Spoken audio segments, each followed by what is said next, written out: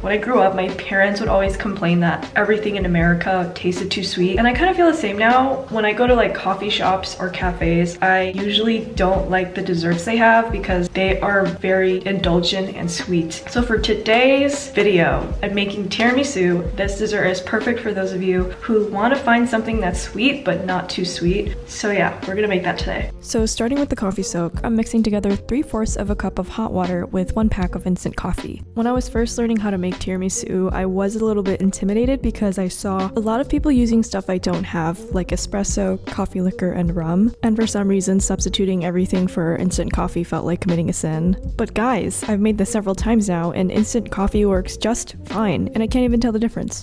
Okay, so next is the filling. The filling consists of 2 main parts, which is the cream and the syrup. To get started, I'm cracking open 3 eggs and I'm separating out the yolks. Then I'm going to set it aside for 5 minutes so that it comes to room temperature. Room temperature yolks tend to mix together more seamlessly with other ingredients. So I'm going to grab a saucepan and I'm adding 2 teaspoons of instant coffee, 1 teaspoon of vanilla extract, a pinch of salt, 1/4 a cup of water, and 1/4 a cup of sugar. It's not very traditional to add coffee to tiramisu filling. I like how it creates layers of coffee flavor throughout the whole dessert. We're just going to let this mixture come to a boil and then take it off the heat. Alright, so in a large bowl, I'm going to transfer in those egg yolks. As we're mixing, we're going to gradually pour in that syrup. We want it to just cook the egg slightly. We're going to mix it on high for 5 to 7 minutes until this mixture thickens.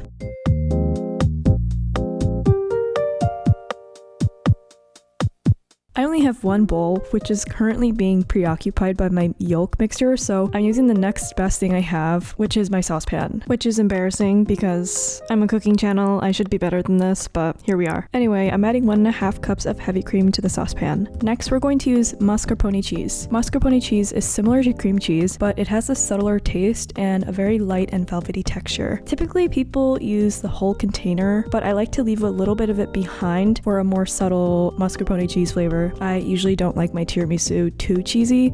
So now we're going to mix this on medium-low. No need to clean the whisks from earlier because they're all going to be added together anyway. I think it's safer to mix this on a lower setting to prevent overmixing. The mascarpone cheese I'm using is thicker and is easier to overmix. If you overmix, you'll end up making butter, which we don't want for this. So you'll know you're getting there when you see these ribbons that start to form while you're mixing. Just keep an eye on it. You'll know when to stop once the cream forms stiff peaks. We're going to take the cream mixture and then we're going to add it to that syrup. I'm mixing this on the low setting until it's combined and I see stiff peaks again.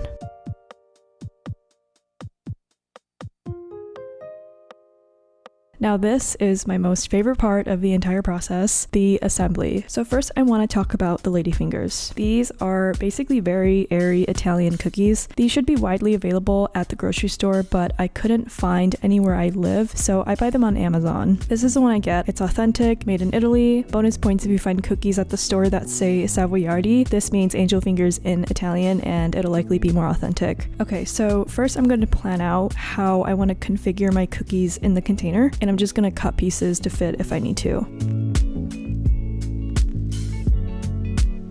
Then dip the Then dip the cookies in the coffee and then put them in the container. Try not to soak the angel fingers for too long or they'll fall apart and become too soggy. Next, I'm adding a generous layer of cream, just spreading it out. We're going to smooth it over so it's nice and flat. Then we're going to repeat this process until you reach the top.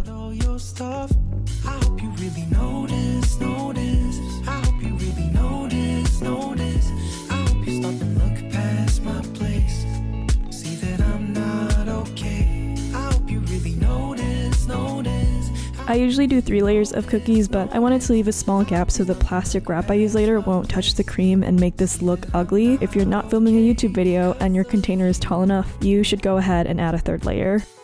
Now we're going to cover with the plastic wrap and stick it in the fridge to let things marinate overnight. I know waiting absolutely fucking sucks, but letting it chill in the fridge overnight will allow the cookies to like soften and soak up all the flavors from the filling, so it'll be worth the wait. I had a bit of filling left over, and so I decided to make these little baby tiramisu with these yogurt cups that I've been hoarding for the past year.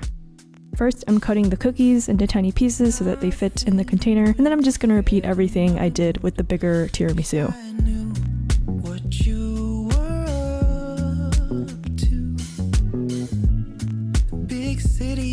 won't be seeing you soon, but I hope you really notice, notice. I hope you really notice, notice. I hope you stop and look past my place, see that I'm not okay. I hope you really notice, notice. I hope you really notice, notice.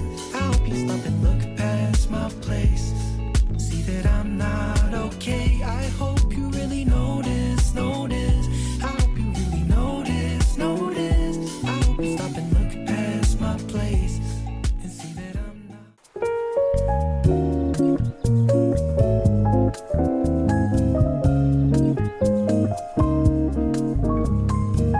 So it's the next day. If you were good and you waited, we're gonna take it out the fridge and remove the plastic wrap.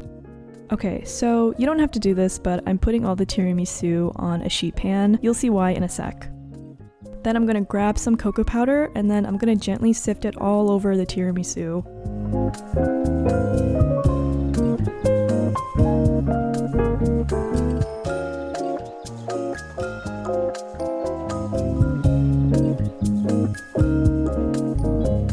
Guys, this part had me sweating. My palms were clammy. I felt like I was gonna drop the spatula. I feel like something that baking channels don't talk about is how stressful the final step is. You have to like cut the cake out perfectly, make it look aesthetic, not a single crumb out of place. As you can see, I kind of failed to do that because my spatula was a bit large and it kind of scrunched up the bottom of the cake. It ended up looking a little limpy, but I guess it's all going in my mouth anyway, so who cares? It's fine. Everything's fine. And there you have it, tiramisu.